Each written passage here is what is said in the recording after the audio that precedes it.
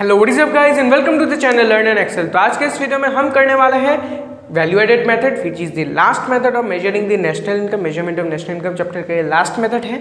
अगर जो है आपने फर्स्ट दो मेथड नहीं देखा है, इनकम और एक्सपेंडिचर मेथड, तो उनके न्यूमेरिकल्स भी अगर आपने नहीं सॉल्व किया है, ऊपर आई बटन पे आपको उन सभी वीडियोस का लिंक मिल जाएगा और एक प्लेलिस्ट का भी लिंक मिलेगा जहाँ पे जो है सभी वीडियोस को स्टार्टिंग से सीरियल वाइज अरेंज कर दिया गया है। आपको जो है अगर कोई वीडियो देखना है वहां से जाके देख सकते हैं। तो चलिए आज के इस वीडियो को फिर स्टार्ट करते हैं, लेट्स गो।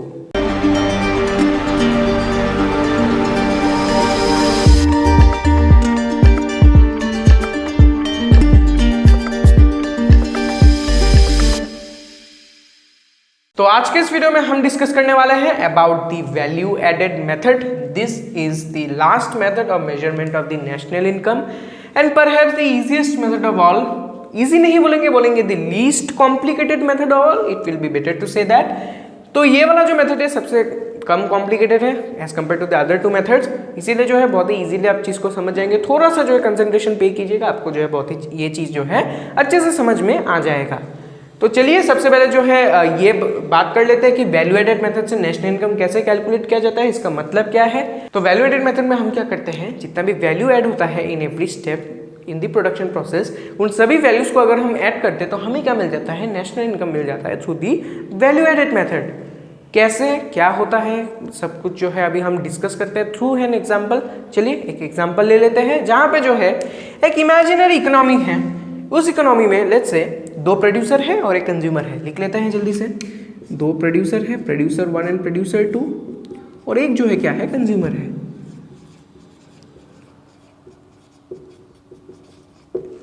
तो अभी एक जो है सिचुएशन कंसीडर करते हैं जहां पे जो है जो प्रोड्यूसर 1 है वो क्या करता है, लेदर प्रोड्यूस करता है। ठीक है, वो लेदर प्रोड्यूस करता है of let's say of worth ₹200। ठीक है, वो 200 रुपये वर्थ का जो क्या करता है, लेदर क्या करता है, प्रोड्यूस करता है, प्रोड्यूसर लेदर ऑफ वर्थ ₹200। अभी यहाँ पे एक और कंडीशन हम कंसीडर करते हैं कि इस प्रोड्यूसर 1 को ये लेदर प्रोड्यूस करने में जो है कोई इनपुट की जरूरत नहीं है। ही डज नॉट इनकर any production expenditure in producing this leather of worth ₹200। Yes, in practical terms it is not possible, लेकिन क्योंकि एक इमेजिनरी सिचुएशन में हम कंसीडर कर सकते हैं, ले लेते हैं, कोई दिक्कत नहीं है। ये जो प्रोड्यूसर 1 है उसको जो है किसी भी इनपुट की जरूरत नहीं है for production of this leather of worth ₹200। ठीक है, तो यहाँ पे उसका जो प्रोडक्शन एक्सपेंडिचर है वो कितना है, 0 है, क्योंकि उसको जो है कोई इनपुट की जरूरत ही नहीं है, 0 हो गया। ऑलराइट, अभी नेक्स्ट स्टेप में हम क्या करते हैं, एक और सिचुएशन कंसीडर करते हैं जहाँ पे जो है ये जो प्रोड्यूसर 1 है वो क्या करता है, ये लेदर जो है प्रोड्यूसर 2 को बेच देता है। ठीक है, प्रोड्यूसर 2 को बेच देता है और प्रोड्यूसर 2 इस लेदर को यूज करके क्या करता है, लेट्स से जूता बनाता है। ठीक है, he makes shoes out of this leather of let's say worth ₹500। वो 500 रुपये का जो है लेट्स से वर्थ जूता बनाता है by using the leather that he has purchase. तो यहाँ पे जो है मैं आपको एक बहुत ही इंपॉर्टेंट बात बताने वाला हूँ। अभी इस बात को जो है बहुत ही ध्यान से सुनिएगा, कंसंट्रेट दीजिएगा, क्योंकि अगर जो है आपने ये बात मिस कर दिया वैल्यू एडेड मेथड में जो आपका डाउट रह जाएगा और बाद में जो है आपको बहुत ही ज़्यादा दिक्कत होगा। अच्छे से सुनिएगा, आपको जो है ये चीज़ क्लियर हो जाएगा। तो यहाँ पे जो प्रोड्यूसर 2 ने जो ये जूता प्रोड्यूस किया है वर्थ ₹500, तो ये जो 500 वैल्यू है ये अपने आप में एक वैल्यू नहीं है, इट कंटेन्स अनदर वैल्यू। वो कौन सा वैल्यू है, इट इज दिस 200। कैसे भाई ये 200 यहाँ पे कैसे आ गया, कहाँ से आया ये 200? तो देखिए जो प्रोड्यूसर 2 ने जो जूता प्रोड्यूस किया वो तो अपने आप से प्रोड्यूस नहीं हो गया, उसने जो है लेदर का यूज किया उस जूते को प्रोड्यूस करने में। एंड दस this 500 which is the cost of the shoe also includes the cost of the leather, क्योंकि उसने लेदर तो पहले खरीदा फिर जो है उसने जूता बनाया, तो वो लेदर क्या हो गया, उस जूते का इनपुट हो गया। एंड दस the production expenditure of that shoe is ₹200, और ये जो प्राइस है वो इस प्राइस में इंक्लूडेड है।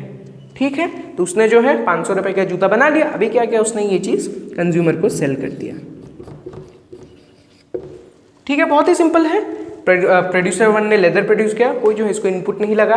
फिर क्या क्या उसने ये वाला प्रोड्यूसर 2 को बेच कर, जो कि उसका जो है इनपुट हो गया क्योंकि he has purchased it from here, और उस लेदर को यूज करके उसने क्या किया, जूता बना दिया, जो कि उसने कंज्यूमर को दे दिया। ठीक है, तो यहाँ पे अभी एक बात आएगा कि ये वैल्यू एडेड कहाँ से आएगा, यहाँ पे वैल्यू एडेड कैसे इंप्लीमेंट होगा, क्या कैलकुलेट करेंगे। तो जो वैल्यू एडेड है उसका मतलब क्या है कि ईच एंड एवरी प्रोड्यूसर अपने से जो वैल्यू ऐड करता है इन द इकोनॉमी, उन सभी वैल्यूज को अगर हम ऐड कर दे तभी जो है हमें नेशनल इनकम मिल जाता है। तो वैल्यूज कैसे निकाले देखते हैं। सबसे पहले लेट्स स्टार्ट विद प्रोड्यूसर 1। तो प्रोड्यूसर 1 अपने आप से वैल्यू कितना ऐड कर रहा है, इट इज 200 इटसेल्फ, क्योंकि उसको जो है कोई इनपुट की जरूरत नहीं है। He is not taking anything from the economy, he is giving 200 on its own. वो जो है खुद का ही ये 200 रुपए है जो कि वो दे रहा है। And thus value added from producer 1 will be ₹200। हो गया। तो ये बढ़ते हैं प्रोड्यूसर 2 की तरफ। तो प्रोड्यूसर 2 का वैल्यू एडेड कितना है, देखिए उसका जो फाइनल गुड है उसका प्राइस 500 रुपए है, लेकिन उसका खुद का वैल्यू एडेड कितना है, वो है सिर्फ 300 रुपए। क्यों, देखिए क्योंकि ये जो 200 रुपए है, 500 में से जो 200 रुपए है वो तो प्रोड्यूसर 1 का लेदर का प्राइस है, वो तो उसका तो कोई हाथ नहीं है उस लेदर को प्रोड्यूस करने में, उसने तो सिर्फ खरीदा है। तो इसमें तो उसका जो है कोई कंट्रीब्यूशन नहीं है, उसका कोई वैल्यू एडेड नहीं है। उसका जो खुद का सिर्फ वैल्यू एडेड है, sole value added of the producer 2 is only 300, जो कि है 500 में से अगर हम 200 निकाल दें तो कितना बचता है, 300 बचता है। वो जो है सिर्फ प्रोड्यूसर 2 का खुद का जो है वैल्यू एडेड है, उसमें प्रोड्यूसर 1 का कोई हाथ नहीं है। उसने जो जूता प्रोड्यूस किया उसका खुद का जो वैल्यू है वो है 300। लिख लेते हैं,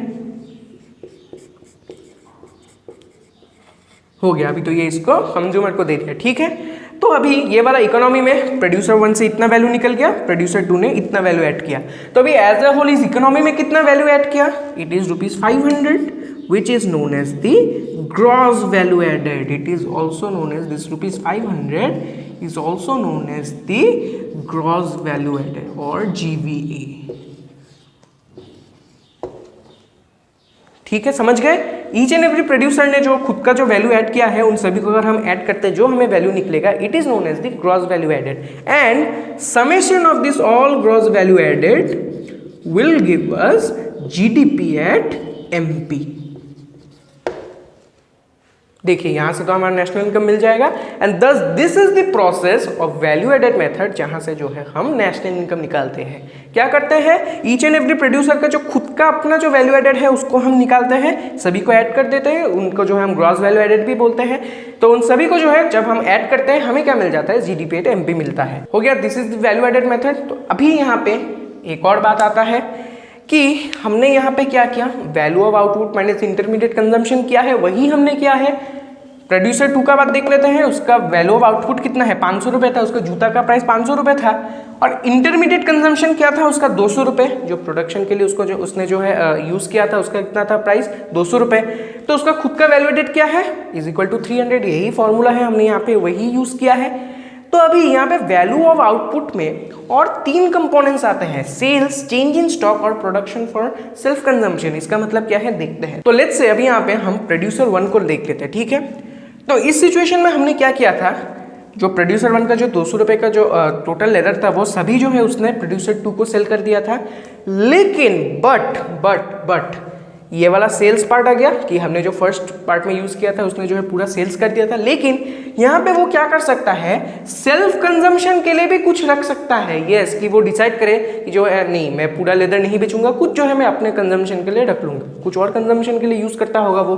तो इसीलिए जो है लेट्स से वो जो है इनमें से 50 रुपये जो है रख देता है फॉर सेल्फ कंजम्पशन। तभी जो है वो जितना प्रोड्यूसर 2 को फॉरवर्ड करेगा वो सेल्स के अंदर आएगा, लेकिन वो 50 रुपये जो है वो प्रोडक्शन फॉर सेल्फ कंजम्पशन के अंदर आएगा। तो फिर आता है यहाँ पे चेंज इन स्टॉक। इसका मतलब क्या है, let's say first financial year में उसने 200 रुपये का प्रोडक्शन किया है, लेकिन उसने जो है फर्स्ट प्रोडक्शन ईयर का जो 200 रुपये है पूरा सेल नहीं कर पाया, उसने सेल्फ कंजम्पशन के लिए कुछ रख दिया, कुछ सेल्स हो गया, लेकिन अभी भी जो है कुछ बचा है। लेट्स से 50 रुपीज जो है यहाँ से अभी भी बचा है, तो वो किस में आ जाएगा, चेंज इन स्टॉक में आ जाएगा व्हेन वी कैलकुलेट। ठीक है, इसीलिए हम बोल सकते हैं कि वैल्यू ऑफ आउटपुट जो है वो 3 टाइप्स में जो है हम सेग्रीगेट कर सकते हैं। सबसे पहले सेल्स हो गया, फिर थोड़ा सा खुद के प्रोडक्शन के लिए भी रख सकता है, वो भी एक कंपोनेंट हो जाता है, और जो है कुछ अगर बच गया वो भी यहाँ पे ऐड हो जाएगा, and the entire part will give us the value of output. अभी यहाँ पे एक और बात आता है कि जो सेल्स है इसमें एक्सपोर्ट्स भी इंक्लूड होता है when we calculate national income. ये जो एक्सपोर्ट होता है वो सेल्स में ही आ जाएंगे, and thus it will included in the sales. अगर जब हम न्यूमेरिकल्स करेंगे,